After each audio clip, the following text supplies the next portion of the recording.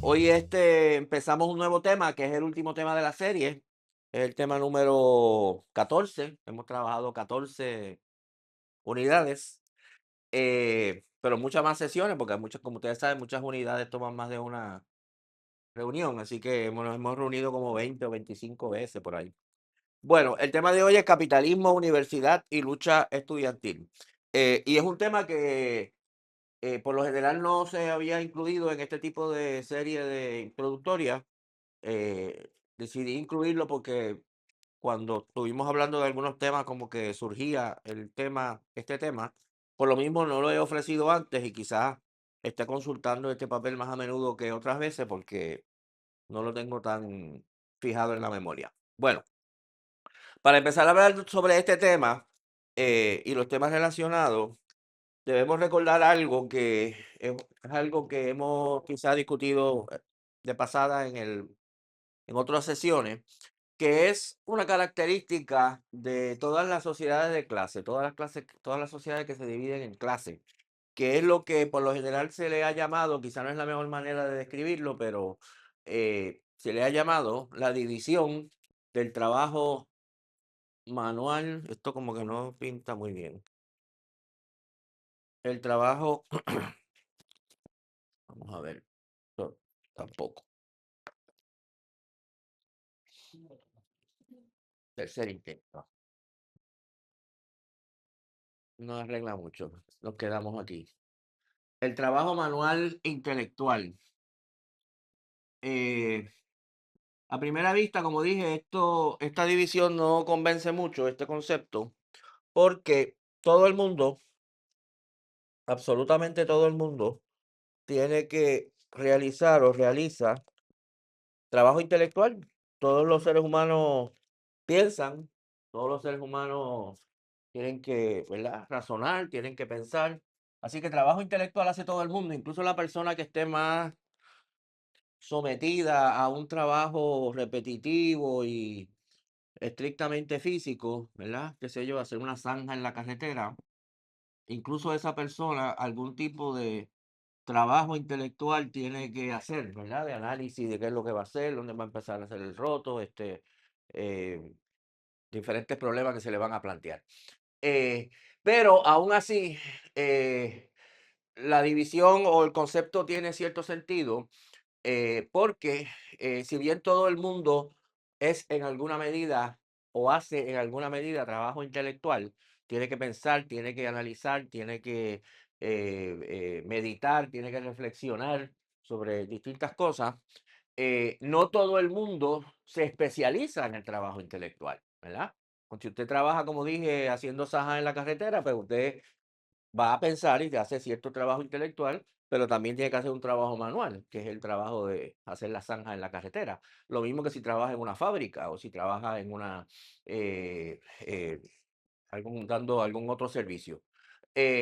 Pero hay personas que se especializan en eso, ¿verdad? Que su trabajo es básicamente un trabajo del intelecto, ¿verdad? Quizá un ejemplo bastante claro, que como dije, siempre es una cuestión relativa, porque nadie hace estrictamente trabajo intelectual. Si usted está hecho de, ¿verdad? Si usted es un ser físico, pues algún trabajo tiene que hacer que también es físico. Usted no simplemente es un cerebro que flota por el aire, ¿verdad? Un maestro o una maestra, por ejemplo, hace fundamentalmente trabajo intelectual, ¿verdad? Lo que hace es pensar, leer, escribir, explicar a los estudiantes, corregir trabajos de los estudiantes, etcétera. Es un trabajo fundamentalmente intelectual, que también es un trabajo físico, ¿verdad? Porque usted tiene que pararse, sentarse, escribir en la pizarra y hacer un montón de cosas.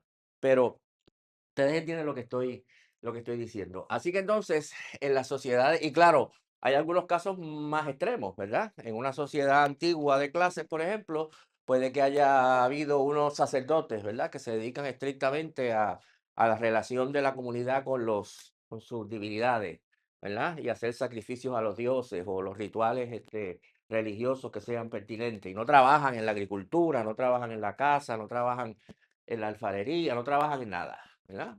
Otros hacen ese trabajo y ellos hacen ese trabajo intelectual. Así que de un momento en adelante, cuando las sociedades se dividen en clases, va a surgir este sector que va a dedicarse fundamentalmente a hacer ese tipo de trabajo intelectual, que puede tener muchas ramificaciones históricamente. Bueno, entonces, en el capitalismo, eh, esta divergencia y esta distinción, sobre todo, bueno, en todo momento, pero en los principios del capitalismo y su evolución, se va a polarizar con particular fuerza, ¿verdad? Ustedes saben que la primera forma que toma el capitalismo, la producción capitalista, es lo que llamamos hace mucho tiempo, en charlas al principio de todo esto, la cooperación simple, ¿verdad? Y que sí que vamos a cogerlo antes de eso, ¿verdad? Antes del capitalismo teníamos, por ejemplo, diferentes artesanos, ¿verdad? Que producían determinado producto. Vamos a decir, ebanistas, por ejemplo, que fabrican muebles, ¿verdad? Diferentes ebanistas. Y cada uno de estos ebanistas produce muebles y para poder fabricar muebles tiene que ser un obrero bastante diestro, ¿verdad? Tiene que conocer sus herramientas, tiene que conocer los productos que va a fabricar, tiene que haber adquirido una destreza de otros maestros ebanistas anteriormente y difícilmente una persona que no sea ebanista y que se haya preparado como ebanista va a poder fabricar lo que fabrica un ebanista. Estamos claros, ¿verdad? Y ese individuo combina en sus labores el aspecto, vamos a llamar físico, material del proceso de construcción de los muebles y también el conocimiento necesario, ¿verdad? La capacitación intelectual necesaria para poder construir los muebles que construye. ¿Estamos claros? Ahora bien, el capitalismo inicialmente se caracteriza porque estos individuos que antes eran artesanos independientes, eran independientes porque eran dueños de su taller, ¿verdad? Eran dueños de sus herramientas, podían trabajar independientemente fabricando muebles. Ahora ya no son dueños de su taller y ya no son dueños de herramientas. Y por lo tanto, la única manera que pueden sobrevivir es trabajando por un salario para el que ahora es dueño de todas estas cosas, ¿verdad? Así que la primera forma que toma la producción capitalista es lo que Marx llamaba la cooperación simple, que es que se reúnen bajo un mismo techo, bajo un mismo taller, muchos de los que antes eran artesanos independientes, pero que ya no son artesanos independientes, ahora son asalariados del capitalista que los emplea. Pero inicialmente el proceso productivo sigue siendo el mismo, ¿verdad? Cada artesano se sienta en su escritorio o en su espacio y fabrica un mueble igual que lo fabricaba antes. Lo único que ya no lo fabrica independientemente, ahora lo fabrica trabajando en la fábrica del capitalista, recibe un salario, él no vende ese mueble, él recibe un salario y el capitalista es el que vende el producto. ¿Estamos claros, verdad? ¿Sí? ¿No? Bien. Ahora, esto al capitalista le plantea ciertos problemas porque eh, es muy difícil controlar lo que estos individuos hagan si el proceso productivo depende de sus habilidades y de sus capacidades. Por ejemplo, el capitalista evidentemente va a querer que estos individuos trabajen lo más rápido posible y produzcan la mayor cantidad posible de muebles durante un día, ¿verdad? Pero es un poco difícil lograr eso, ¿verdad? Porque ¿quién determina realmente el ritmo que se trabaja aquí? El artesano, ¿verdad? El que está trabajando, ¿verdad? Por más que tú estés detrás de él diciéndole que tiene que ir más rápido, si él quiere ir lento, él va lento, ¿sabes? ¿Qué vas a hacer? Este, así que entonces, esta situación va a dar paso a una siguiente transformación del proceso productivo, que es lo que Marx llama división del trabajo y manufactura. Los que han empezado a leer El Capital o lo han leído, ¿verdad? Reconocerán estos términos. ¿Qué quiere decir esto? Que antes, hasta ahora, cada uno de estos artesanos producía un mueble completo por su cuenta. Ahora eso se va a romper. Ahora el trabajo se va a dividir entre los artesanos, ¿verdad? Y este artesano que está aquí fabrica la tapa del, vamos a suponer que es un gavetero, fabrica la tapa del gavetero. y se la pasa a este, que fabrica, o no necesariamente se la pasa, pero supongamos, que fabrica las gavetas, ¿verdad?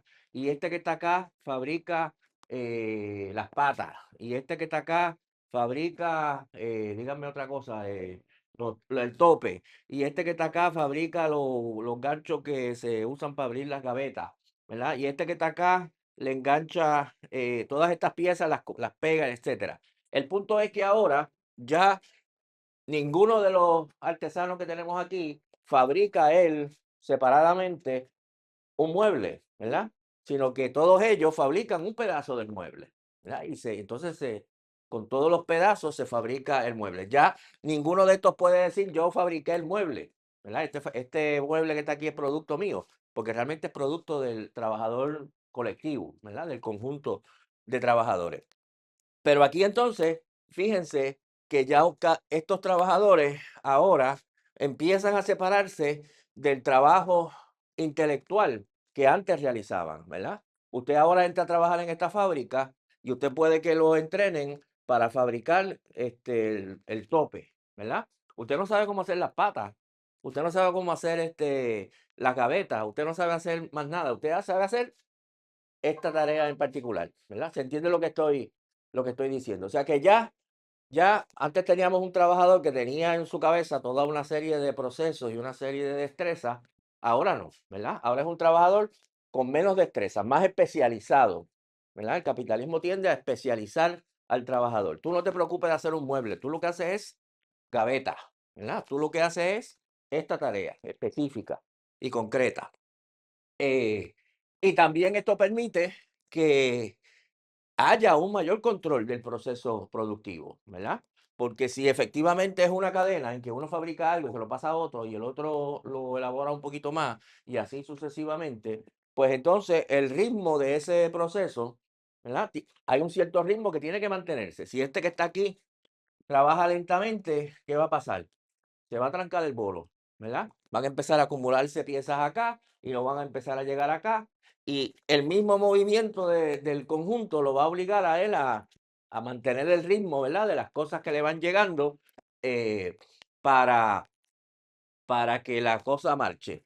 Aún así, ¿verdad? Como son los trabajadores los que producen todavía con sus manos las cosas que están produciendo, aunque sean fragmentos, ellos tienen un gran control de la velocidad del proceso que se va dando. ¿Estamos claros, verdad? Aquí entonces va a venir un tercer paso, ¿verdad? Una tercera transformación del proceso productivo, que es la introducción de la maquinaria, ¿verdad? Hasta aquí los trabajadores estaban trabajando con herramientas de mano, ¿verdad?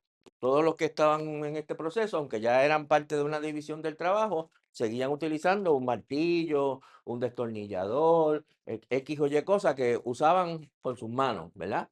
Y que la destreza con que se producía lo que se producía dependía de sus manos, ¿verdad? Porque esos son las que mueven estos instrumentos. Pero ahora se va a introducir la maquinaria, ¿verdad? Y ya no se va a cortar la madera con un serrucho manual, sino con una máquina, ¿verdad? Que corta la madera. Ya no se va a poner los tornillos con un destornillador manual, sino con una máquina de atornillar, ¿verdad? Ya no se va a pulir con la mano la cosa, se va a pulir con una máquina pulidora, etcétera. Y esto quiere decir que el proceso se desprende más todavía de las destrezas del trabajador, ¿verdad? Antes, la calidad con que yo pulía el material dependía en parte de la, ¿verdad? De la precisión de este pulidor, de su capacidad, de su eficiencia, etcétera. Ahora con la máquina pulidora todo el mundo pule igual, ¿verdad? Porque todo el mundo usa la misma máquina y todo el mundo, ¿verdad? Igual los tornillos, ¿verdad? Quizás los tornillos una persona que era más fuerte los ponía mejor y los ponía más duros, etcétera.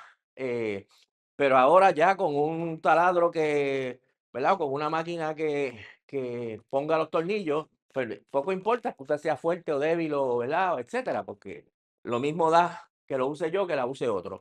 Así que entonces, aquí fíjense que de nuevo se va reduciendo cada vez más en esta parte de la historia del capitalismo las exigencias, vamos a decir, intelectuales al trabajador. Todo este proceso lleva a reducir al trabajador a casi la persona que se supone que haga un trabajo estrictamente físico, ¿verdad? Tú entras a la fábrica, te doy un taladro mecánico y tienes que hacer un roto. Cuando esta pieza pasa por aquí, tú haces un roto, ¿verdad? No tienes que saber más nada que hacer un roto en ese lugar. Tú no tienes que saber cómo se hace un gabinete, no tienes que saber la ciencia que fabricó ese taladro, no tienes que saber cómo funciona la electricidad que mueve el taladro, no tienes que tener ningún conocimiento. Tú lo que tienes que tener es una mano que te permita taladrar, ¿verdad? Y vas a estar todo el día taladrando, ¿verdad? Eh, eh, eh, repitiendo ese mismo gesto. Esto no debemos llevarlo a la caricatura, porque como dije, incluso la persona que más tiene el trabajo más embrutecedor del mundo y más repetitivo del mundo, tiene que pensar, ¿verdad? Tiene que utilizar su juicio para ciertas cosas.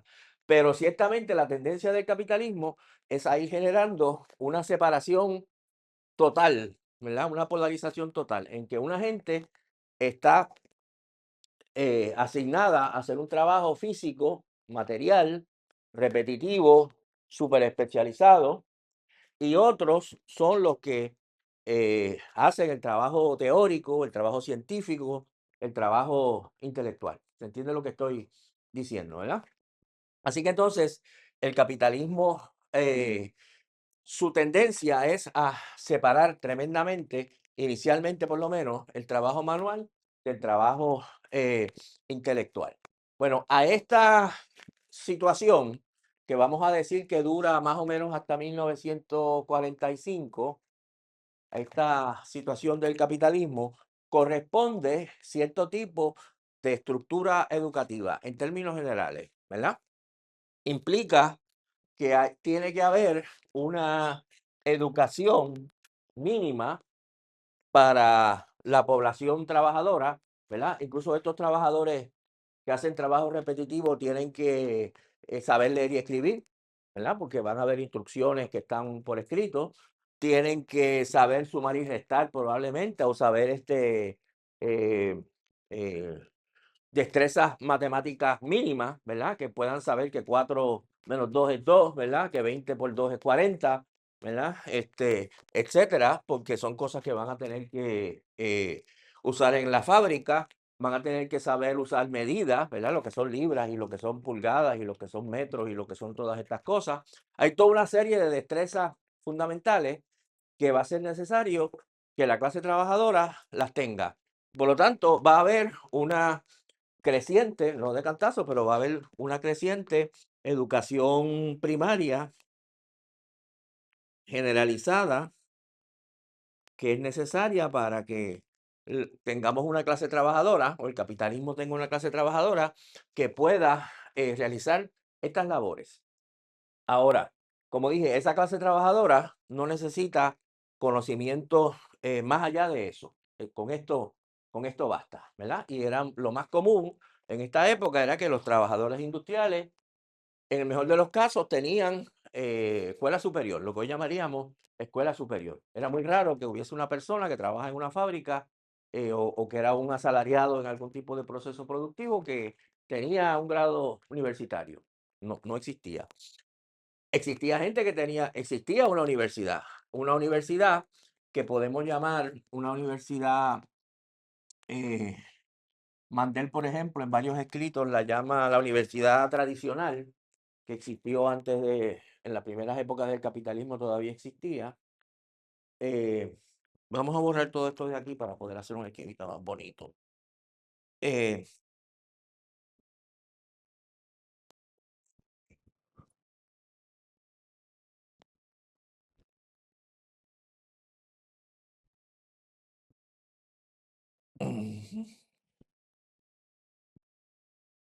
eh, Vamos a llamar a esto el capitalismo industrial clásico y vamos a poner como fecha aproximada la 1945 hasta 1945.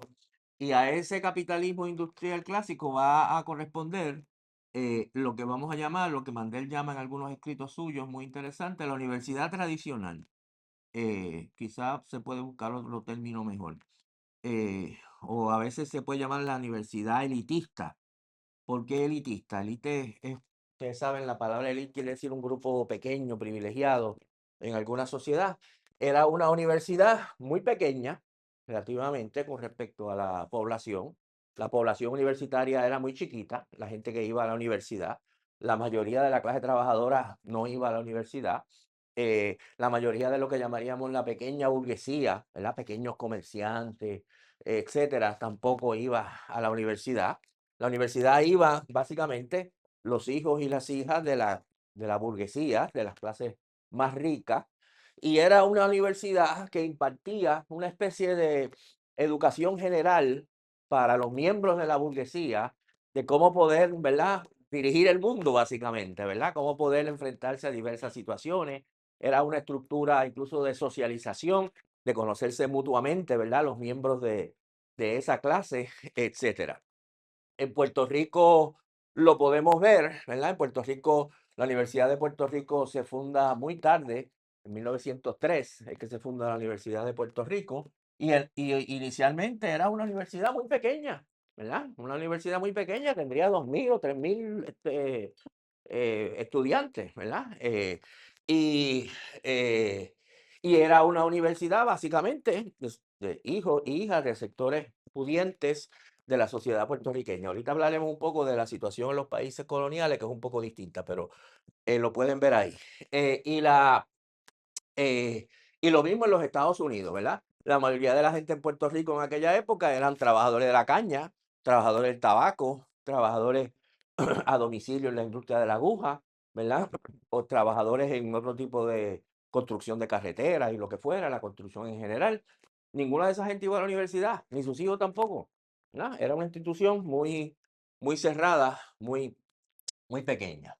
Bueno, esto va a cambiar cuando pasamos de ese capitalismo a lo que podemos llamar el capitalismo, lo hemos llamado aquí así, el capitalismo tardío, el capitalismo posterior a 1945. Este es un capitalismo en que la transformación tecnológica, la revolución tecnológica adquiere una importancia cada vez más grande, ¿verdad? Ya incluso antes de esta fecha se está desarrollando la industria eléctrica, por ejemplo, ¿verdad?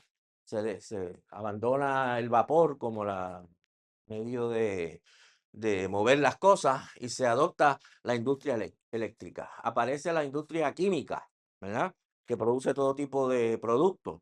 Después de la Segunda Guerra Mundial, toda la industria de los plásticos y todo lo demás. Eh, y en todas las, y más adelante va a surgir, por ejemplo, la tecnología de las comunicaciones o de la información, ¿verdad? Más recientemente, no tan recientemente, la década 60, 70, las computadoras, ¿verdad? Y toda la informática y todo lo demás.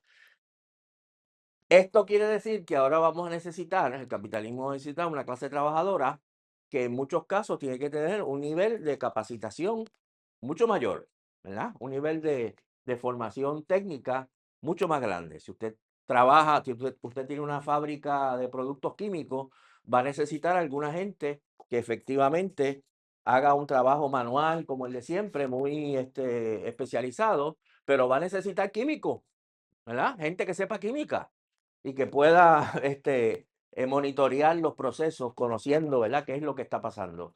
Así que entonces ahora va a empezar a surgir la necesidad, como les dije, y de la misma manera, si usted va a tener computadoras en su oficina, pues usted necesita gente que sepa programar las computadoras, ¿verdad? Eso no se aprende en la escuela primaria, va a tener que aprenderla fuera de la escuela primaria, más allá de la escuela primaria, ¿verdad? O va a necesitar biólogos, o va a necesitar ingenieros, ¿verdad? Para poder diseñar, no solo diseñar, sino estar allí en la fábrica bregando con problemas que se van a plantear. Así que entonces, el capitalismo tardío, después de 1945, va a provocar o ir provocando una transformación de las universidades, porque ya la universidad tradicional, para un pequeño grupo que viene de la burguesía, no cumple las necesidades del capitalismo. El capitalismo ahora va a necesitar una universidad que la podemos llamar, Mandel la llama tecnocrática, ¿verdad? No sé si es el mejor término, pero también la podemos llamar una universidad de masas, en el sentido de que ya la universidad no va a ser una institución cerrada estrictamente de los sectores más pudientes y más ricos, sino que ahora la universidad va a ser muchísimo más grande para empezar, ¿verdad? Va a tener muchísimo más estudiantes y muchísimo más profesores, y en ella van a entrar un montón de gente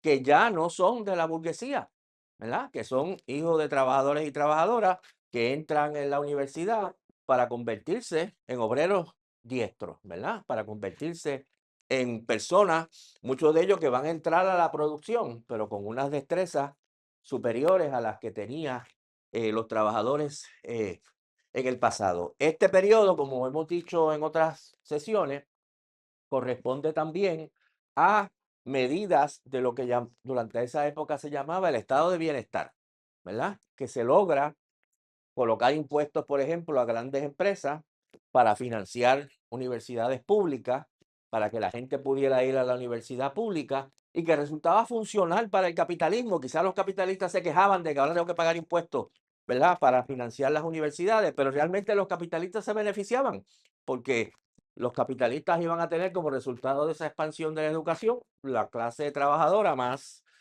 cualificada que necesitaban para operar sus empresas.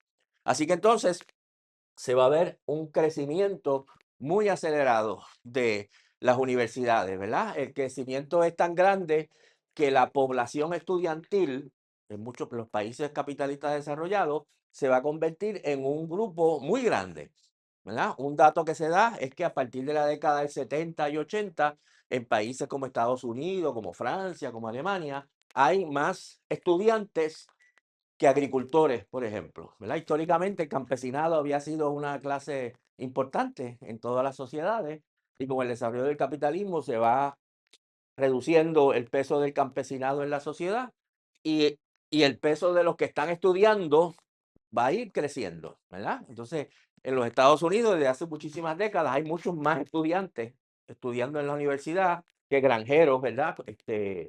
Labrando la tierra.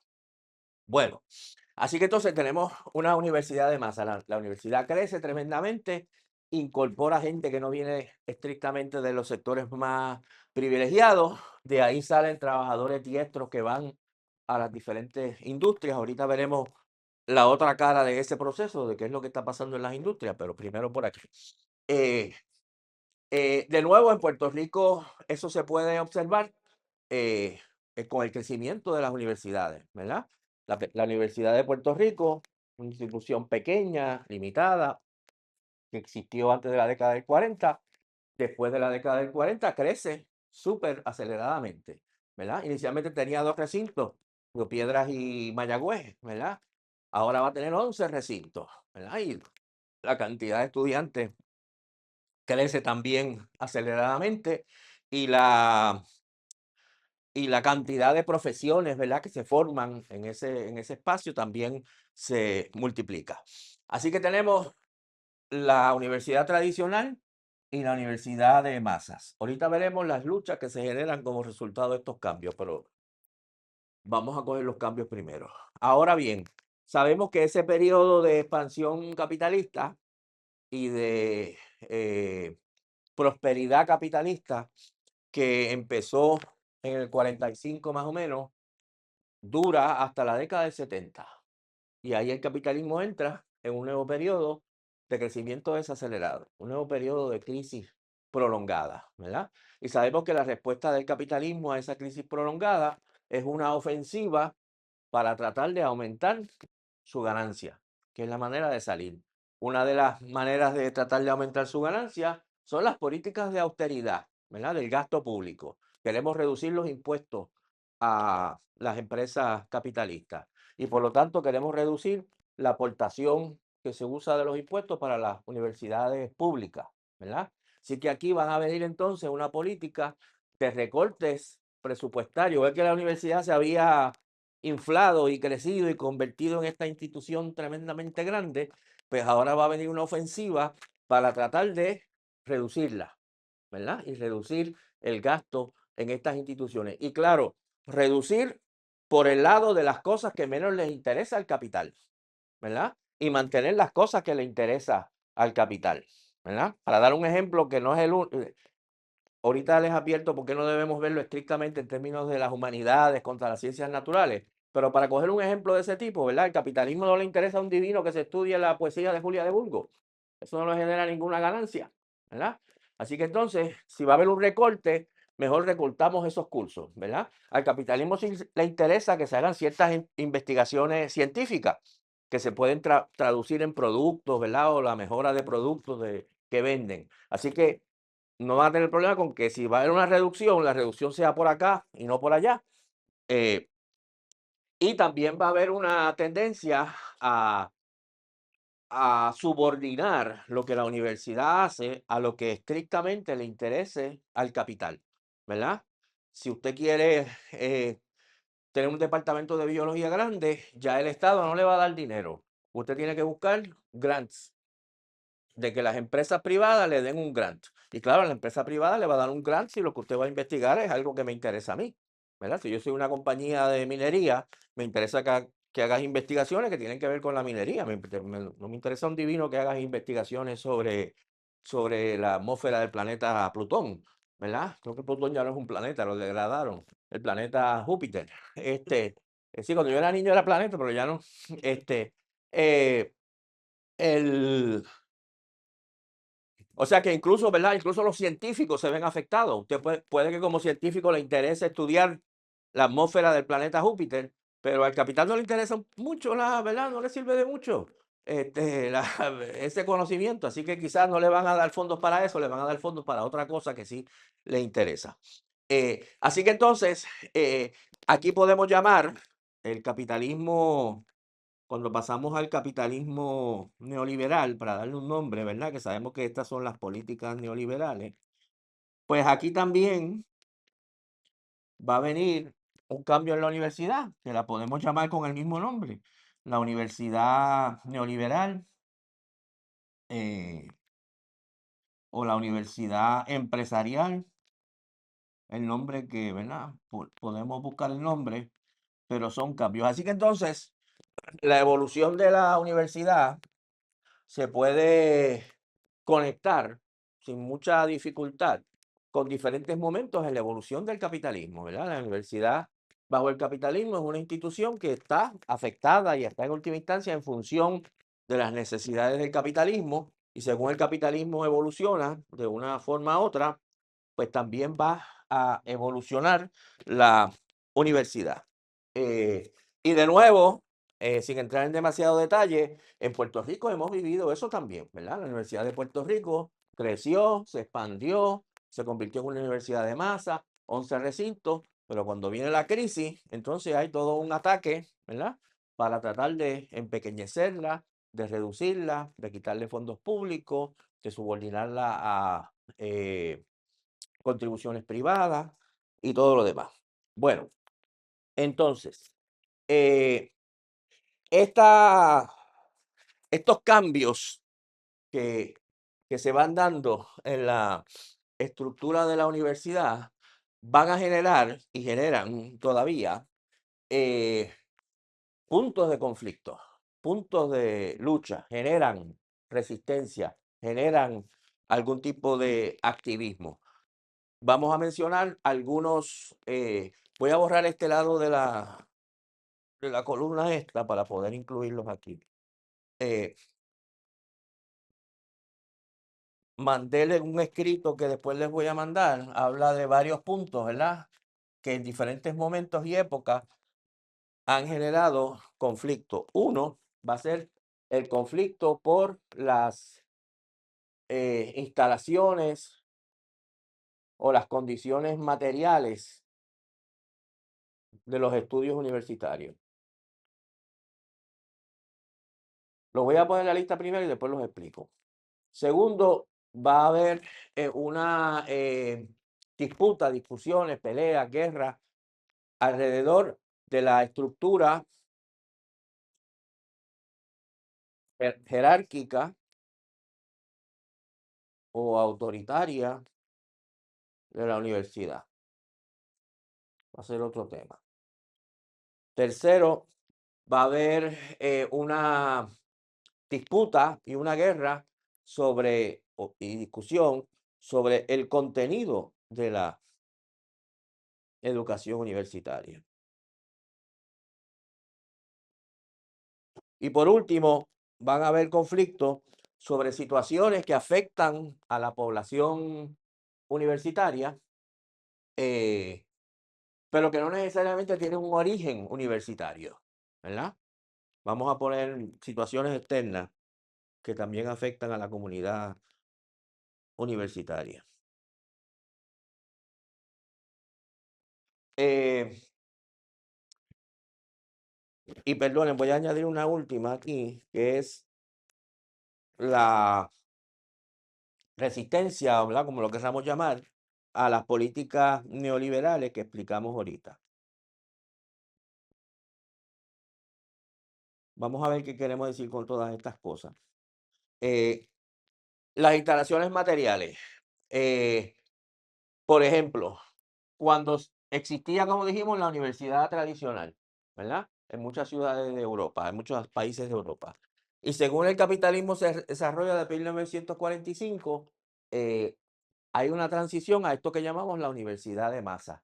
Pero esto no ocurre ni sincronizada ni muy planificadamente muchas veces, ¿verdad? Puede que una universidad efectivamente esté creciendo muy aceleradamente, admitiendo cada vez más estudiantes, pero a esa masa cada vez creciente de estudiantes, por ejemplo, no se le provee vivienda adecuada. Los estudiantes llegan a la universidad, antes eran 2.000, ahora son 40.000, pero cuando llegan a la universidad encuentran que no tienen dónde vivir, porque la vivienda es muy cara o que la vivienda es muy mala, ¿verdad? O lo mismo con la alimentación, no tienen dónde comer o la comida es muy cara, ¿verdad? Etcétera. O los salones de clase no son adecuados.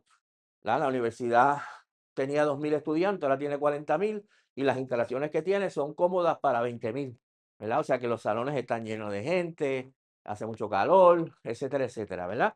Y van a haber grandes protestas estudiantiles, la década del 60, algunas de ellas empiezan por esa razón, ¿verdad? Porque no tenemos vivienda, porque no tenemos suficientes secciones, porque no tenemos alimentación adecuada, ¿verdad? Son las condiciones materiales básicas, ¿verdad? Que no se están llenando. Y en esta transición de la universidad, como dije, de la, eh, de la tradicional a la universidad de masas, es un problema que se va a plantear en muchos lugares. También los estudiantes van a entrar, va a haber una masa cada vez mayor de estudiantes y ahora se va a plantear de manera más dramática el hecho de que la universidad o las universidades tienen una estructura muy jerárquica, ¿verdad? De arriba para abajo, todo se decide arriba, la autoridad de los profesores es absoluta, etcétera, ¿verdad? Y aquí llegan un montón de estudiantes que no son necesariamente están formados, ¿verdad?, en la burguesía ni nada, vienen de otros sectores y van a resistir esa estructura jerárquica de la universidad, ¿verdad? En Puerto Rico, eh,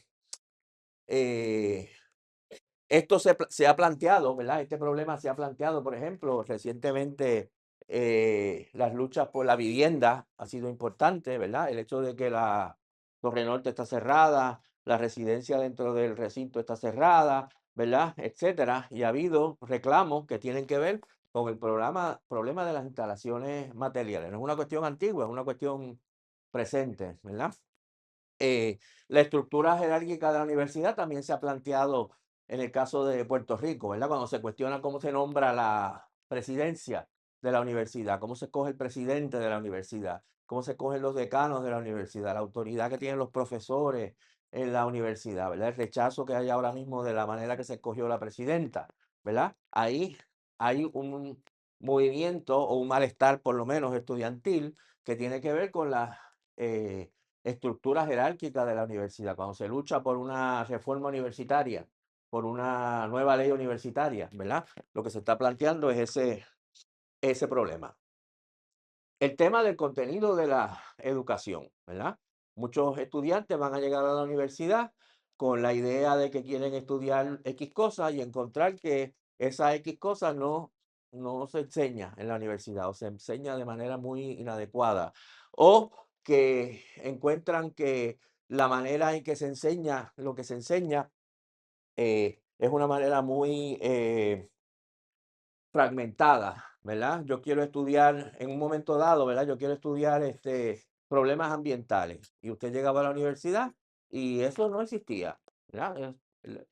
Ahora, hoy en día, hay ecología y 40 cosas, pero es producto de que ha habido protestas y ha habido planteamientos. Esto tiene que incluirse, esto tiene que añadirse, ¿verdad? Eso pasó también con todos los grupos discriminados o oprimidos, ¿verdad? Que llegan como parte de la masificación de la universidad, llegan a la universidad por primera vez gente negra, ¿verdad? O de las poblaciones afroamericanas, y que dicen, pero aquí no se enseña la historia de nuestra gente, ¿verdad? No se enseña la historia de los afroamericanos, no se habla del tema del racismo, no se discute de ninguno de estos temas. Entonces van a haber luchas, ¿verdad? Planteando hay que alterar el contenido de la educación, no es estrictamente las condiciones materiales o la manera en que se decide, sino lo que se enseña o lo que no se enseña, ¿verdad? En los Estados Unidos en la década del 60 hubo grandes movilizaciones en muchas ciudades para crear centros o departamentos de estudios puertorriqueños o de estudios latinoamericanos, ¿verdad? Porque había un montón de estudiantes puertorriqueños que querían que en la universidad se estudiara Puerto Rico y la situación de los puertorriqueños, y no estaba en el currículo, pero había que, ¿verdad? Y lo mismo con los mexicanos, y lo mismo, ¿verdad? Con otros sectores. Así que se van a dar luchas que tienen como eje el contenido de la educación. Y puede que se dé también situaciones externas que afectan a los estudiantes sobre todo, que no tienen una raíz en la universidad, pero que se manifiestan en la universidad. Por ejemplo, en la década del 60 era el caso del servicio militar obligatorio, ¿verdad? Que había servicio militar obligatorio o que había el ROTC. ¿Sabes lo que es el ROTC? Que estaba dentro del recinto.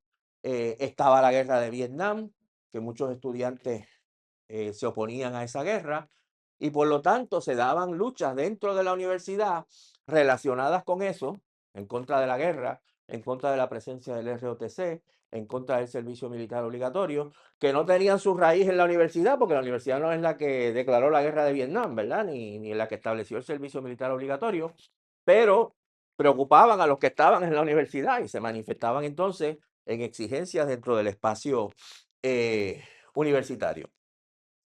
Y bueno, esto lo voy a dejar para más adelante para poder explicarlo un poquito mejor.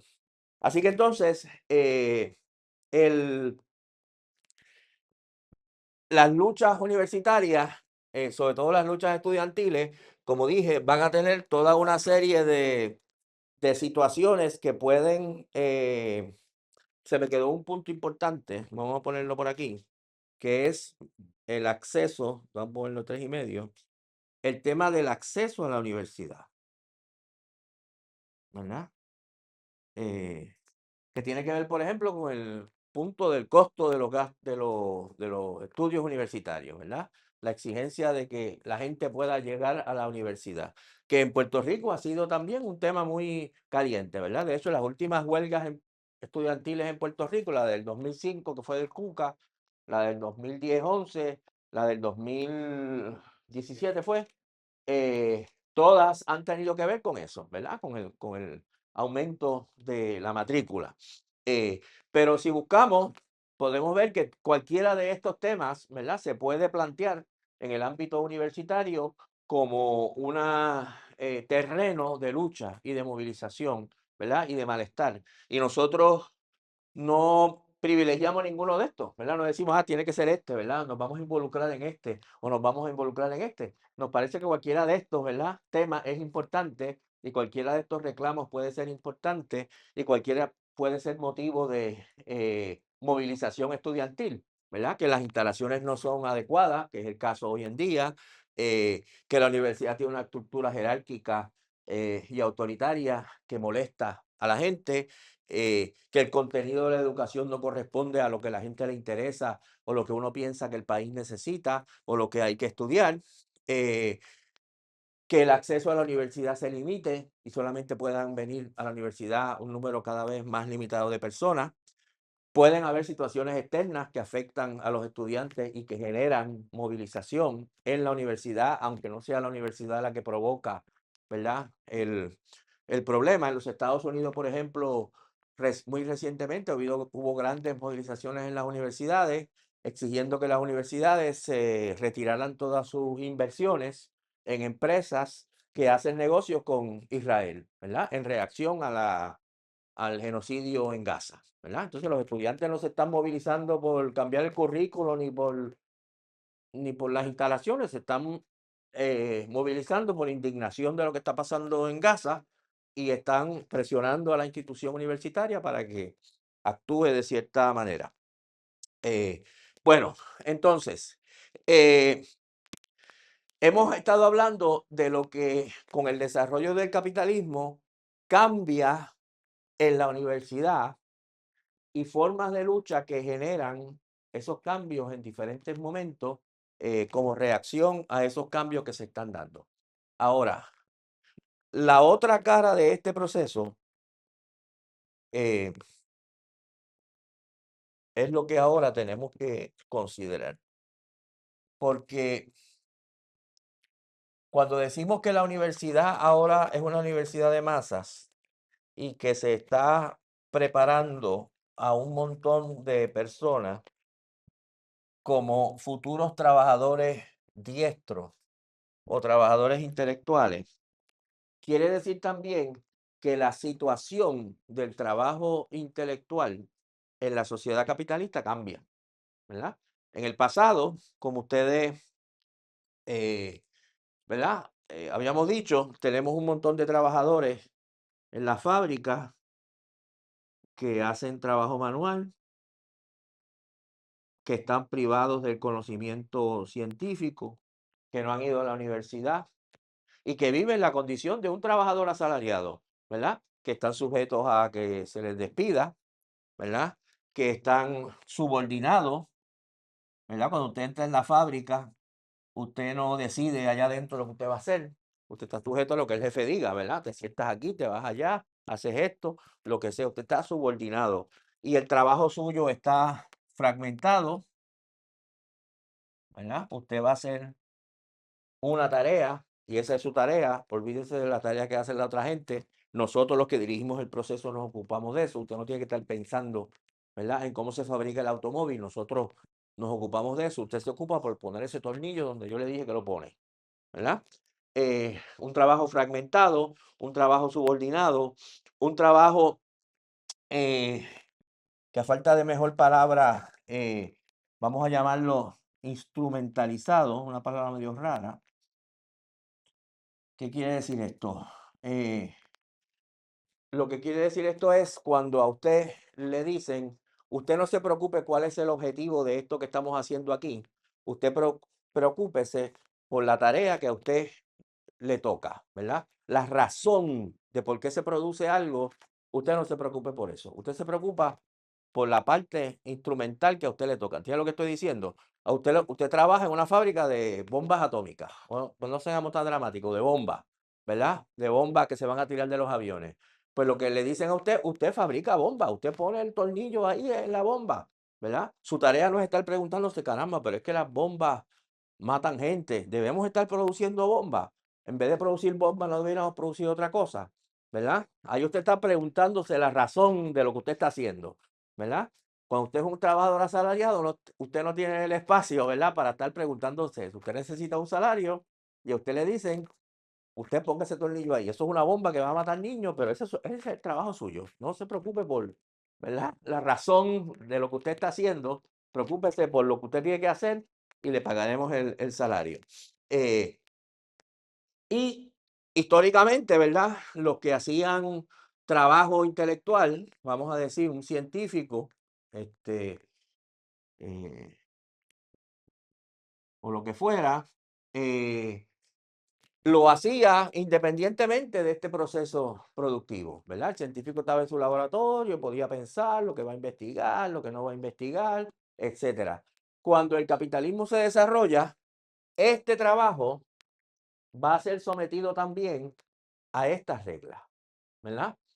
Puede que el laboratorio, el que trabaja ya no tenemos un científico ahí independiente en una universidad, tenemos un científico que trabaja en un laboratorio que es propiedad de una empresa capitalista, ¿verdad? O es una empresa capitalista independiente y él va a trabajar ahí en ese laboratorio y él no escoge lo que él va a investigar, ¿verdad? Allí en la empresa le dice, tú vas a investigar esto, ¿verdad? Quizá él piensa que otra cosa es más importante, pero ahora él es un asalariado, ¿verdad? El mismo científico ahora se ha convertido en un asalariado como cualquier otro y está subordinado. Ahora tú trabajas en el instituto tal y vas a investigar esto. Ah, no, pero es que sería más importante investigar aquello, ¿verdad? Por ejemplo, hoy en día, algunos de los que estudian estos temas han hablado, me recuerdo ahora, el hecho de que las compañías farmacéuticas dedican una cantidad extraordinaria de recursos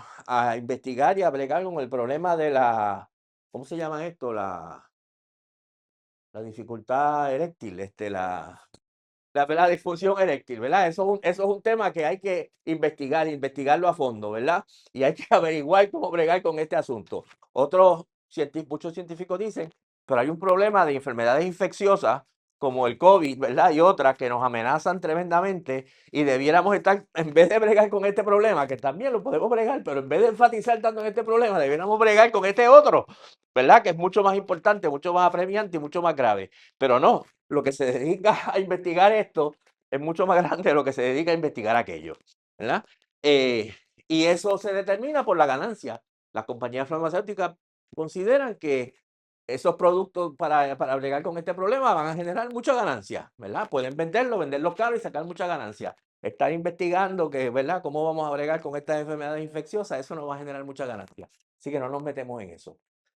Un científico, ¿verdad? Eso puede generar mucha molestia, ¿verdad? En un científico que sabe lo que es el problema importante, pero está obligado a investigar lo otro, porque el científico ya se ha convertido también en un proletario, ¿verdad? Él no es dueño del laboratorio, él no es dueño de los instrumentos, él no puede investigar por su cuenta. La única manera que puede investigar es como un asalariado de una empresa que le va a decir lo que tiene que investigar. Y también se va a ver sujeto a esto, porque es posible que le digan, no te dediques a investigar estas 40.000 cosas, investiga esto en particular, la reacción de esto con esto, ¿verdad? Y olvídate de el big picture, ¿verdad? De la consecuencia más grande de esto que estamos haciendo. Y también puede que sea instrumental, porque le digan, te vas a diseñar una bomba que sea más potente, ¿verdad? Y que explote más y que mate más, ¿verdad? Y el científico va a decir, bueno, pero tú sabes, esto es un poco irracional porque estamos inventando cada vez cosas que destruyan más, ¿verdad? Pero eso es lo que el sistema le va a asignar. Y este científico o esta figura se va a ver sujeta a a todas las condiciones que antes asociábamos con el trabajador manual, ¿verdad? Trabaja en un laboratorio, pues puede que lo voten de un día para otro y se quede sin empleo. Y necesita, ¿verdad? Buscar otro empleo a como dé lugar. Así que entonces, esto es lo que Mandel llama, y otros autores, la proletarización del trabajo intelectual. ¿Qué quiere decir esto? Que lo que antes, las profesiones y las actividades, que antes eran como una actividad intelectual separada del resto de la clase trabajadora, ahora se integran a la clase trabajadora. Y muchas de las condiciones que viven estos trabajadores intelectuales son las mismas que el resto de los trabajadores. No sé si está claro lo que estoy diciendo, ¿verdad? Antes usted era un ingeniero y usted tenía una oficina del ingeniero González y los clientes venían donde usted y usted era un ingeniero independiente, ¿verdad? y usted aceptaba los proyectos que le gustaban y no cogía los proyectos que no le gustaban, y usted tenía un gran prestigio. Jamás pensaría usted que yo, ingeniero González, soy parte de la clase trabajadora, ¿verdad? Somos unas cosas distintas. Lo mismo con un abogado, ¿verdad? Un abogado, un individuo que fue a la universidad, que tiene un grado alto académico, que va a los tribunales, que viste de cierta forma, que tiene unos conocimientos, que es el único que puede hacer ciertas cosas en los tribunales. Es una cosa aparte de la clase obrera, tiene nada que ver con la clase trabajadora. Lo mismo con los profesores universitarios, ¿verdad? Era una élite muy prestigiosa, ¿verdad? Que jamás se le ocurriría decir, yo soy parte de la clase obrera, ¿verdad? Pero ahora todas estas profesiones se proletarizan, ¿verdad? Ya muchos ingenieros no tienen una empresa propia y no tienen una oficina propia, trabajan por un salario, ¿verdad? Para una empresa de construcción o de lo que sea, o del gobierno, ¿verdad? Y trabajan como un asalariado y mañana lo pueden votar igual que un asalariado. Y cuando va a la oficina, no va allí a diseñar los proyectos maravillosos que tiene en la cabeza, va allí a diseñar lo que le asignen, ¿verdad? Tienes que diseñar esto, tienes que hacer esto. Y probablemente no sea ni siquiera la totalidad de algo, no es un edificio completo ni nada por el estilo que él ideó con su intelecto, es diséñame la terraza esta, ¿verdad? O diséñame el sistema eléctrico de esto aquí, o el acueducto, ¿verdad? Los inodoros, ¿dónde va a poner los inodoros aquí? Olvídate lo demás, tú brega con los inodoros, ¿verdad? Aquí tenemos varios ingenieros que nos pueden ilustrar si los ejemplos que estoy cogiendo son absurdos o no. Pero bueno, ajá. Estamos bien cayendo bajo la aristocracia laboral, gente como abogados, doctores, Bueno, algunos de ellos sí, otros no, ¿verdad? Porque algunos no viven mejor que el resto de los trabajadores. Los abogados es otro ejemplo, ¿verdad? Va a llegar abogados que trabajan en un bufete, trabajan en una empresa y que ya no son abogados independientes, son asalariados, ¿verdad? Y los profesores universitarios, usted lo ve en el hecho de que por primera vez, de un momento en adelante, todas estas profesiones empiezan a organizarse de la manera que se organiza la clase obrera. Empiezan a crear sindicatos, uniones, ¿verdad? En 1930 a nadie se le hubiese ocurrido que hubiese un sindicato de los profesores universitarios. Pues los profesores universitarios eran una aristocracia, ¿verdad? No tenían nada que ver con la clase obrera, mucho menos iban a organizar un sindicato, ¿verdad? Pero hoy en día nosotros, los que somos profesores universitarios, la gran mayoría, sabemos perfectamente que somos trabajadores asalariados, con un poquito más de cultura, con una capacitación mayor, pero en última instancia somos trabajadores asalariados, dependemos de un salario, dependemos de lo que negociemos con el patrono para que el patrono nos pague, ¿verdad? Y el patrono nos va a decir, tienes que dar 4 cursos, o 3 cursos, o 6 cursos. Y nosotros vamos a pelear por, ¿verdad? Por las mismas condiciones que pelean otros trabajadores. Así que entonces, la, la otra cara del hecho de que ahora tenemos el ejemplo que te iba a decir, por ejemplo, eh, trabajadores que tuvieran un trabajador de acueducto, por ejemplo, o un trabajador de energía eléctrica, por lo menos en el pasado, yo creo que todavía hoy en día, incluso bajo Luma, se ganaba fácilmente 70,000, 80,000 dólares al año. Tenía un salario muy bueno, este, ¿verdad? Porque habían negociado, etcétera. Y hay muchos abogados que ganan menos que eso, ¿verdad? Hay muchos abogados por ahí que ganan menos que un trabajador diestro, ¿verdad? En una empresa. Así que entonces, lo que el capitalismo tiende a hacer es a convertir muchos trabajadores que tienen una gran cantidad de destrezas, algunos de ellos, eh, también en trabajadores asalariados y también en trabajadores que viven en condiciones eh, similares a las del proletariado. Esto a veces a algunos cabeciduros no le entra en la cabeza, ¿verdad? Para mal suyo, ¿verdad? Hay muchos profesores universitarios que todavía hoy, no muchos, pero por lo menos hay algunos, ¿verdad? Que todavía piensan, no, yo soy profesor universitario, yo no soy parte de la clase obrera, ¿verdad? Yo no voy a organizar en un sindicato ni nada por el estilo, yo estoy por encima de eso, ¿verdad? Pero se autoengañan, ¿verdad? Porque esa no es la realidad. Bueno, entonces, así que entonces, y plantea, ¿verdad? Mandel esta situación de la proletarización del trabajo intelectual, según él, ¿verdad? Podemos discutir, ¿verdad? Cuán grado es así, pero eso genera, según él, también otro punto de conflicto, otro punto de desafío al capitalismo, porque los trabajadores intelectuales, ¿verdad? Proletarizados, los que han pasado por un proceso de formación, muchas veces sienten con mucha fuerza eh, la frustración de sus capacidades en los procesos productivos que se ven obligados a trabajar, ¿verdad? Hay médicos, jóvenes médicos que estudian medicina, en su mente estudian medicina porque quieren curar a la gente, se gradúan de medicina, ¿verdad? Ahora son médicos y encuentran que el sistema de salud no utiliza sus habilidades, ¿verdad? Encuentran un sistema de salud que está subordinado a las aseguradoras. Encuentran un sistema de salud que provee para ciertas cosas, pero no provee para ciertas otras cosas, que provee para cierta gente, pero no provee para otra gente, ¿verdad? Que ellos piensan que habría otra manera de organizar el hospital o los servicios que sería mejor, pero nadie les hace caso, ¿verdad? Porque ellos tienen la idea, pero ellos no tienen el control del sistema. ¿Entiendes lo mismo con los abogados? Usted estudia derecho porque voy a defender a la gente, porque voy a luchar por la justicia y qué sé yo qué cosas.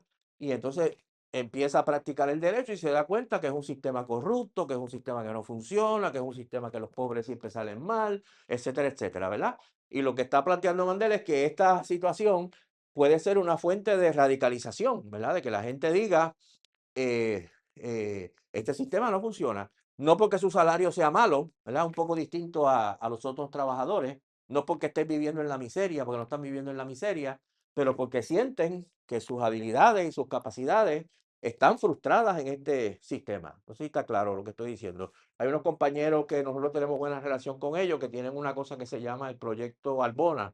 No sé si han oído hablar de él. Son unos compañeros estudiantes de medicina o médicos, algunos ya son médicos jóvenes que están estudiando medicina, pero se dan cuenta de que el sistema médico de Puerto Rico, el sistema de salud de Puerto Rico es un desastre, ¿verdad? Y por lo tanto han decidido que no solo van a estudiar medicina y trabajar como médico donde puedan, sino que van a luchar por cambiar el sistema, ¿verdad? Porque el sistema no funciona. Estamos claros lo que estoy diciendo, ¿verdad?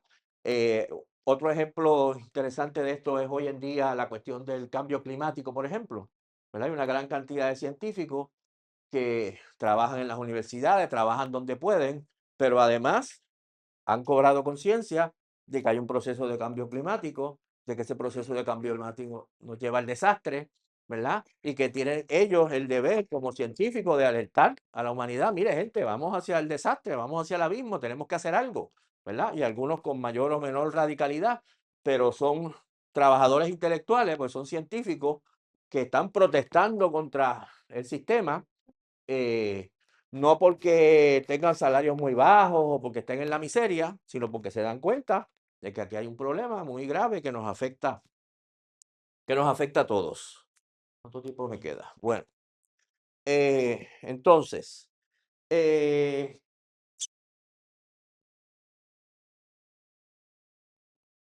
un pequeño detalle que no debo dejar pasar por alto. El, eh, Perdónenme. Este proceso de proletarización del trabajo intelectual, como dije, uno de los lugares donde se manifiesta más claramente es en la universidad. Como los profesores universitarios pasan de ser esta pequeña élite a convertirse también en trabajadores asalariados que se organizan sindicalmente. El caso de la Universidad de Puerto Rico es un ejemplo perfecto, ¿verdad? Donde efectivamente los docentes se han organizado sindicalmente en la APU. eh, para defenderse como asalariados. Se han organizado como trabajadores asalariados, porque eso es lo que son. Y en el pasado eso no hubiese sido el caso. Ahora bien, eh, hay un elemento de las luchas estudiantiles que debemos mencionar, porque si ustedes miran los escritos, por ejemplo, de Mandel y de otros autores, del cual yo he extraído prácticamente todo lo que les acabo de decir, no tocan o no toman en cuenta una situación especial e importante que a nosotros nos afecta. Déjeme borrar esto de aquí. Mandela habla de que, por ejemplo, el movimiento estudiantil, como nosotros lo conocemos, realmente surge en la década del 60, ¿verdad? Que es el periodo en que está desapareciendo la universidad tradicional, está expandiéndose tremendamente la universidad de masas, se dan todas las fricciones que se dan ahí y se dan unas grandes luchas estudiantiles. Y Mandela habla de cómo en ese momento, en el pasado, los movimientos estudiantiles donde los habían habido, habían sido fundamentalmente de derecha, ¿verdad? Movimiento estudiantil en la década del 30 eran movimientos conservadores, porque eran hijos básicamente de la burguesía, muchos de ellos. A veces eran profascistas, ¿verdad? Eran antiobreros, cuando había huelga iban y rompían la huelga, etcétera, etcétera. Eran movimientos típicamente de derecha. En la década del 60 en adelante, él va a plantear la tendencia de los movimientos estudiantiles es hacia la izquierda, ¿verdad? Hacia posiciones de izquierda de diverso tipo. Y es cierto, es cierto. Ahora bien, hay una excepción que hay que hacer. En muchos países coloniales o países semicoloniales, lo que dice Mandela es cierto en los países desarrollados, en Estados Unidos, en Europa, en Japón. Pero en los países subdesarrollados o los países subordinados al imperialismo, coloniales o semicoloniales, existieron desde mucho antes de la década del 60 movimientos estudiantiles que eran fundamentalmente de izquierda. Si ese esquema no funciona. Por ejemplo, en China, en 1919, surge una cosa que se llama el movimiento 4 de mayo, que era básicamente un movimiento estudiantil que protestaba por la... Ustedes saben, cuando acaba la Primera Guerra Mundial, hay una conferencia internacional que se llama la Conferencia de Versalles, donde se firma un tratado, el Tratado de Versalles, que acaba la guerra, y llegan a toda una serie de acuerdos ahí. Y entre los acuerdos que se hacen es que se le hacen una serie de concesiones a Japón de territorio chino, ¿verdad? Y muchos sectores de la sociedad china, incluyendo los estudiantes, se movilizan para protestar en contra de eso, que consideraban una injusticia en contra de China. Y ese movimiento 4 de mayo fue un movimiento masivo que generó tremendas movilizaciones y que tuvo muchas consecuencias. De ahí surgieron partidos políticos, etcétera, incluyendo el Partido Comunista Chino. Muchos de los líderes o fundadores del Partido Comunista Chino eran inicialmente participantes de este movimiento 4 de mayo. En América Latina, en 1918, en la ciudad de Córdoba, en Argentina, surgió un movimiento que se llamaba el Movimiento de Reforma Universitaria, inicialmente en esa universidad, protestando por la educación arcaica que se ofrecía allí, los cursos que no tenían que ver con nada, la irresponsabilidad de los profesores que no daban las clases, la estructura jerárquica, había que transformar la universidad. Y ese movimiento de reforma universitaria que empezó en Argentina, en Córdoba, en el 18, se riega por toda América Latina y surge un movimiento de reforma universitaria en casi todos los países de América Latina. También uno de los aspectos de ese proceso de reforma universitaria era crear lo que ellos llamaban universidades populares, que eran universidades para la clase trabajadora, paralelas a la universidad oficial, ¿verdad? Y de nuevo fue un movimiento que tuvo un impacto muy grande, y de ahí surgieron muchas figuras importantes, algunas de las cuales son los fundadores del marxismo latinoamericano, ¿verdad? Como José Carlos Mariátegui, el peruano, Julio Antonio Mella, el cubano, y Farabundo Martí, el salvadoreño, los primeros líderes marxistas comunistas de América Latina. Así que mucho antes que en Europa, surge en América Latina un movimiento estudiantil de izquierda progresista que muchos de ellos tienden a adoptar posiciones anticapitalistas. Uno se pregunta, ¿por qué? ¿Por qué razón ocurre eso? A mí me parece que la razón es bastante evidente.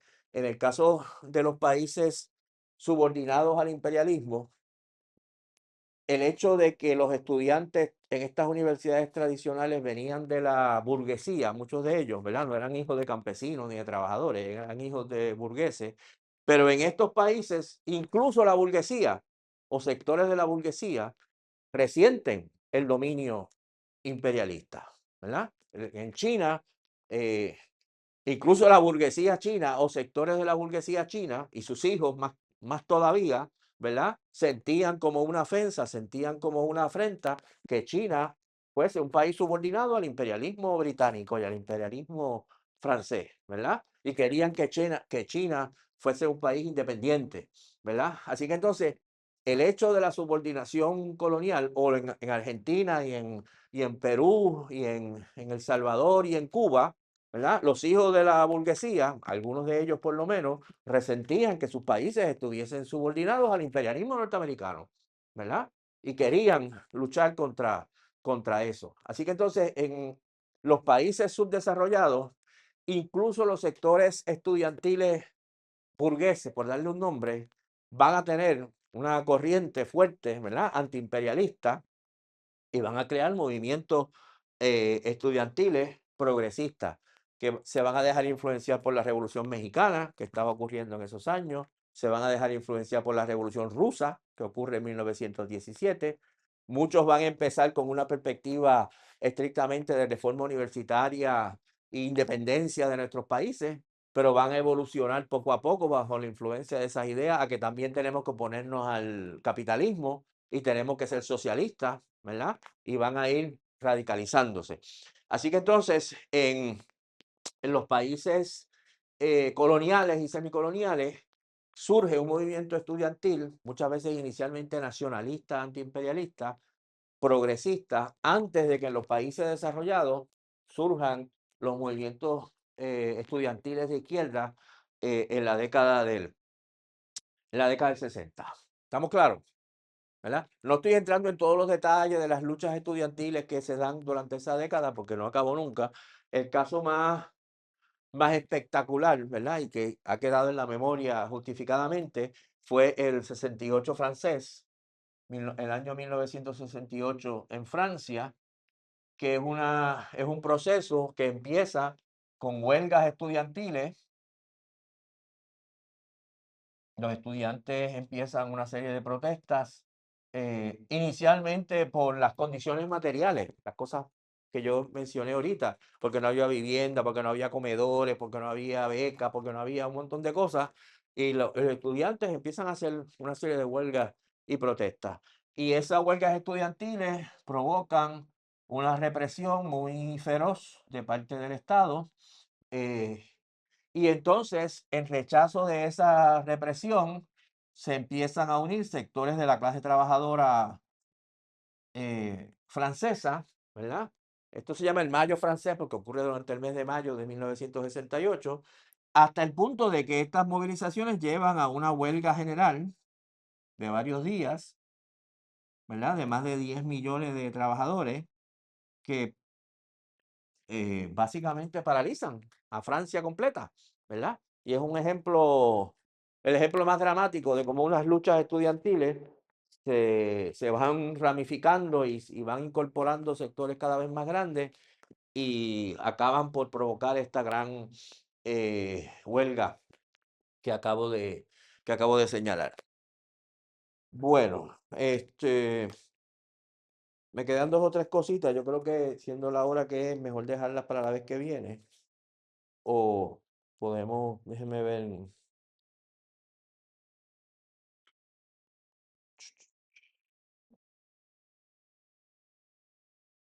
¿Puedo añadir una cosa y lo terminamos hoy o lo dejo para la semana que viene? Ustedes me dicen.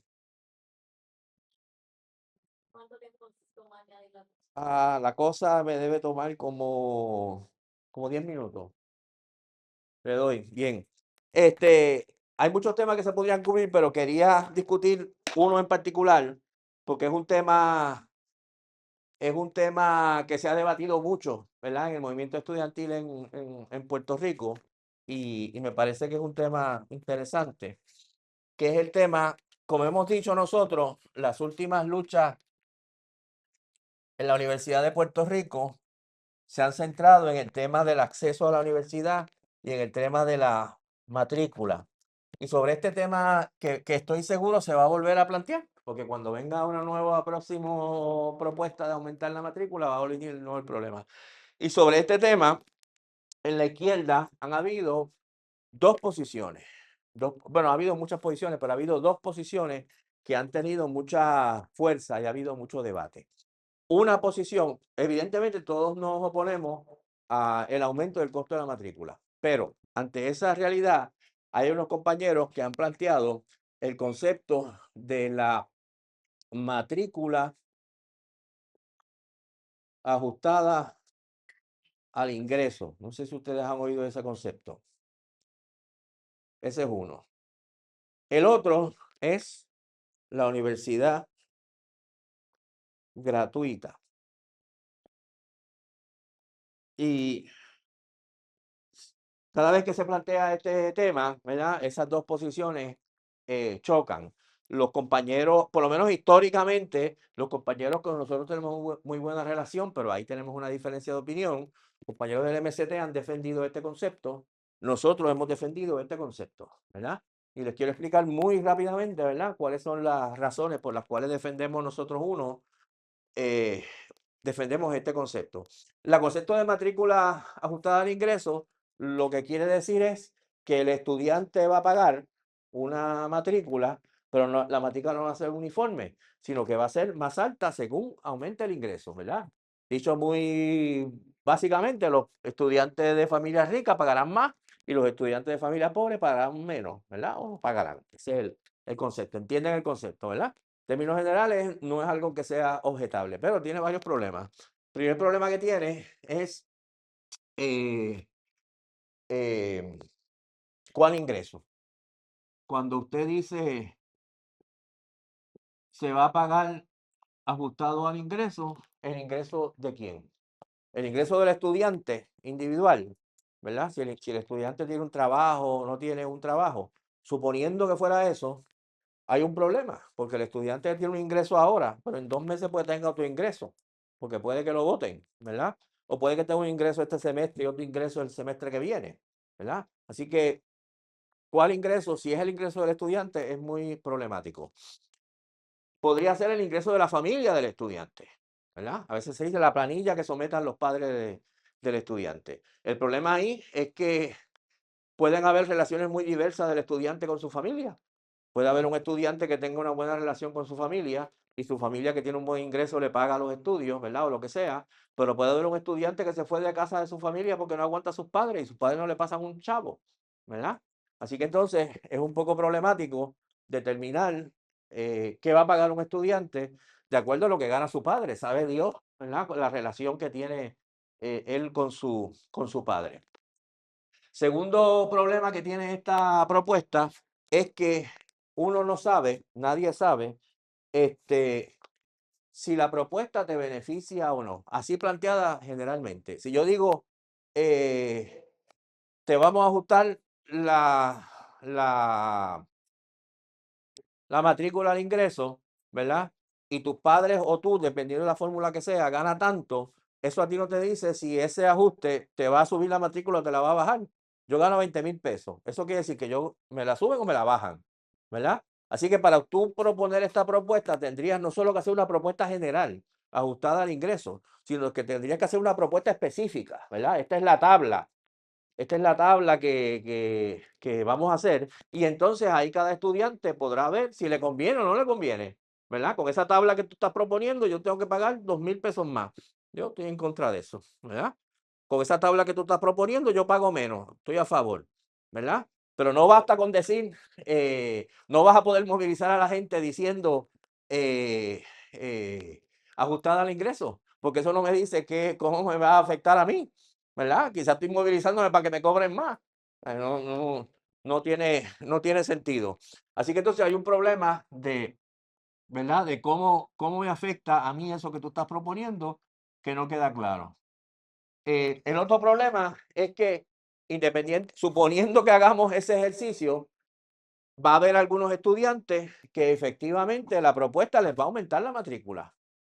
Y va a haber estudiantes que quizás les reduzca la matrícula. Los que le aumenta la matrícula no van a apoyar esa lucha, no se van a movilizar a favor de esa propuesta, ¿verdad? Es una propuesta que divide el estudiantado. Algunos estudiantes lo van a apoyar, otros estudiantes no lo van a apoyar, ¿verdad? Así que es una propuesta que no puede movilizar a todos los estudiantes, va a dividir al estudiantado. Y por último, la propuesta acepta la premisa fundamental de que la educación universitaria sigue siendo una mercancía. Es algo que tú vendes y tienes que pagarlo, ¿verdad? Que es algo que nosotros quizás debiéramos cuestionar, ¿verdad? No tanto cómo se paga, sino el hecho de que se pague, ¿verdad? Así que entonces, nosotros vemos 4 problemas con esa propuesta. La propuesta nuestra tiene unas ventajas a nuestro modo de ver. Cuando tú dices universidad gratuita, ¿verdad? Eso le queda claro a todo el mundo y a todos los estudiantes que le conviene, ¿verdad? Al que gana mucho, al que gana poco, al que tiene buenas relaciones con sus padres, al que tiene malas relaciones con sus padres, todo el mundo puede estar unido a favor de que la universidad sea gratuita y que nadie tenga que pagar, ¿verdad? Eh, la pregunta de cuál ingreso es el que vamos a tomar en cuenta desaparece, porque no vamos a tomar en cuenta el ingreso, es gratuita, punto. ¿Verdad? Igual que la escuela pública es gratuita, no, y no nos ponemos a averiguar si la persona gana más o menos o lo que sea, ¿verdad? Este problema desaparece, vamos a poner aquí desaparece, y es una propuesta que todo el mundo sabe cómo le afecta, porque todo el mundo sabe que le beneficia, ¿verdad? Incluso el que menos pague sabe que ahora va, si es gratuita, va a pagar cero, y que puede generar unidad, porque la gente no, todo el mundo va a estar a favor, ¿verdad? Todo el mundo puede estar a favor de que sea gratuita. Y estamos planteando la idea de que hay cosas que no deben ser mercancía, que no se deben vender, que deben ser gratuitas, que el gobierno la debe proveer. Eh, y ustedes preguntarán, pero ¿y el concepto de que los ricos deben pagar más? Incluso esta propuesta lo puede incluir, porque nosotros no estamos en contra de eso. Lo que estamos en contra es que el mecanismo que se use para que los ricos paguen más sea la matrícula, ¿verdad? Porque tú puedes decir, para pagar por la educación universitaria vamos a poner un impuesto, no a los estudiantes cuando pagan la matrícula, vamos a poner un impuesto a las grandes empresas, ¿verdad? O a las personas. Y ese impuesto va a ser progresivo. El que gane más va a pagar más. Y el que gane menos va a pagar menos. Y el que no gane nada no va a pagar nada, ¿verdad? O sea que los ricos van a pagar más. ¿Verdad? Pero van a pagar más porque van a pagar más impuestos, no porque paguen una matrícula mayor cuando sus hijos vayan a la universidad. O sea que incluso, ¿verdad? Nosotros podemos incorporar en este concepto de la universidad gratuita el hecho de que mientras estemos en el capitalismo y alguien tiene que pagar por esto, pues que paguen los ricos, pero les pagan los ricos porque le ponemos un impuesto, no porque le cobramos a los estudiantes una matrícula mayor en la escuela, en la universidad. Así que les prevengo, ¿verdad? Porque estoy seguro que este debate no ha muerto, va a volver.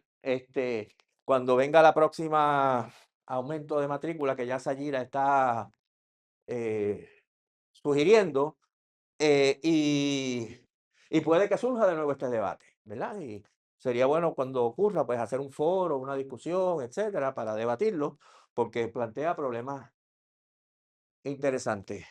Bueno, me callo, ustedes pueden preguntar entonces lo que quieran. Se quedaron 2 o 3 cositas en el tintero, pero tenemos que tomar una decisión ahorita, o no sé cuál es la decisión que vamos a tomar, pero preguntas, jóvenes, o ajá. Para saber su input sobre esto, sobre lo de la ley que la gobernadora hizo para que automáticamente estudiantes de escuela superior puedan entrar a la UP. ¿Usted piensa que eso no causa no para la UP? No, yo creo que eso es el principio me parece que es una así, okey. Varias preguntas. ¿Alguna otra? Sí. No, a mí me parece que es una buena, yo creo que en términos generales es un buen concepto, ¿verdad? El concepto debe ser que toda persona que tenga el deseo, ¿verdad? Y la disposición mínima de poder de hacer estudios universitarios, que los pueda hacer, ¿verdad? Y el problema es, así que la respuesta es sí, me parece que es una buena idea. El problema es que esa buena idea tiene que acompañarse de otras cosas, porque si no, no es una idea que cojea, ¿verdad? Para empezar lo que dijimos ahorita, las instalaciones, ¿verdad? Perfecto, que todo el mundo entre en la Universidad de Puerto Rico. ¿Dónde van a vivir? ¿Dónde van a comer? ¿Verdad? ¿Dónde van a estar las secciones para que estudien? ¿Verdad? Porque si tú le reduzas, si tú estás diciendo que entren cada vez más estudiantes y vamos a reducir el presupuesto de la universidad cada vez más, pues tiene un problema, ¿verdad? Porque si tienen más estudiantes necesitan más presupuesto. Eh, Así que entonces hay que reducir el costo de la matrícula, hay que darle a la universidad el presupuesto que necesita, hay que renovar las instalaciones y perfecto, que entre todo el que pueda entrar o quiera entrar, ¿verdad? Y, pero como dije, no hay una panacea, ¿verdad? Esta es la solución y se acabó el problema, ¿no? ¿Verdad? Hay que integrarlo con otras cosas, pero en términos generales sí, estamos a favor de que todo el mundo que quiera entre, ¿verdad? Pasará lo que pasa siempre, que es inevitable. Entrará mucha gente y algunos quizás se queden en el camino, ¿verdad? Porque no quieren, pero no pueden, ¿verdad? Sacan malas notas, son irresponsables o lo que sea, y no quiere decir que todo el mundo que entre se va a graduar. Eso no lo podemos garantizar. Pero, pero sí, el principio me parece bueno. ¿Alguna otra pregunta? Sí, ¿Cuál era la tercera fase de la universidad después de que vinieran la universidad de masas? neoliberal, neoliberal o empresarial, ¿verdad? Es la idea de recortar la universidad, ¿verdad? Que la universidad creció demasiado. Ustedes lo oyen, ¿verdad? La Universidad de Puerto Rico se creció demasiado. 11 recintos en toda la isla, tantas facultades, tantos departamentos, ¿verdad? Y es una cosa demasiado grande y vamos a ver cómo la achicamos. Y cuando la achicamos, se van a achicar unas cosas más que otras, ¿verdad? Que es como yo les, ¿verdad? Les dije, ¿verdad? Y eso genera lucha. Todas estas cosas generan lucha. El semestre pasado creo que fue cuando empezó el semestre, ¿se acuerdan que Ferrao anunció que iba a poner en pausa 60 y tantos programas, ¿verdad? Que es parte de ese proceso, ¿verdad? Vamos a eliminar todos estos programas que según él ya no hacen falta. Pero hubo una lucha, hubo una protesta, hubo movilización, etcétera, y tuvo que echar para atrás, ¿verdad? Y sí que todo lo que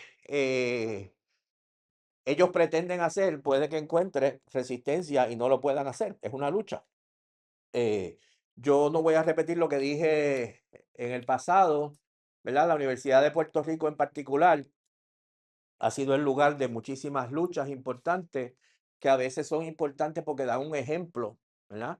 La Universidad de Puerto Rico, nosotros debemos utilizarla como ejemplo porque aquí son, con todas sus imperfecciones, son luchas estudiantiles, las estudiantiles, que se inician casi siempre con una asamblea general que todo el mundo participa, que todo el mundo va, que todo el mundo debate, que todo el mundo discute.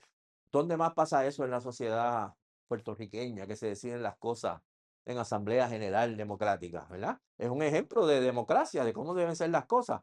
Y una vez se decreta una huelga y se ocupa el recinto, ¿verdad? También es un ejemplo interesante para los trabajadores, que a veces quizá cuando hagan huelga, en vez de quedarse fuera haciendo piquete, ocupen, ¿verdad? El lugar de trabajo.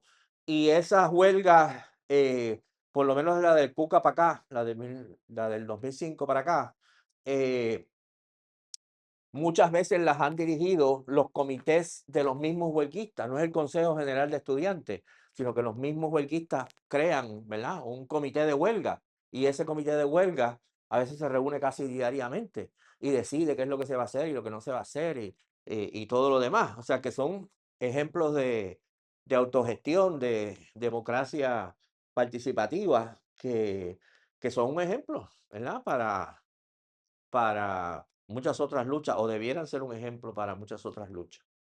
Eh, una cosa que Mandel dice que no he mencionado es el hecho evidente de que por más que uno prolongue su estadía en la universidad, es una etapa pasajera en la vida de todo el mundo, ¿verdad? Usted está en la universidad, usted está involucrado en luchas estudiantiles, pero llega un momento que usted se gradúa y se va a otros espacios. Y ahí Mandel insiste mucho que mantener viva el compromiso y el trabajo revolucionario que uno generó en la universidad requiere que existan organizaciones revolucionarias no estudiantiles, ¿verdad? Porque si usted va a la universidad y está bien activo y está luchando en todo un proceso, se gradúa, se va a trabajar en una fábrica o se va a trabajar en un laboratorio, se va a trabajar como abogado, etcétera, pues se va a ir acomodando normalmente la mayoría de la gente a su vida, ¿verdad? A su vida cotidiana, a sus necesidades, etcétera, y va a quedar atrás, ¿verdad? La sociedad está llena de gente que fue radical en la universidad y después, ¿verdad? Abandonaron eso, no necesariamente porque sean, ¿verdad? Traidores a la lucha, sino simplemente porque no tienen, ¿verdad? El espacio para poder continuar con lo que estaban haciendo en la universidad. Y el espacio, quien lo provee, es una organización, ¿verdad? Política, revolucionaria, que usted sigue siendo miembro de esa organización, incluso después que se gradúa, ¿verdad? Y sigue su vida en otros, en otros espacios.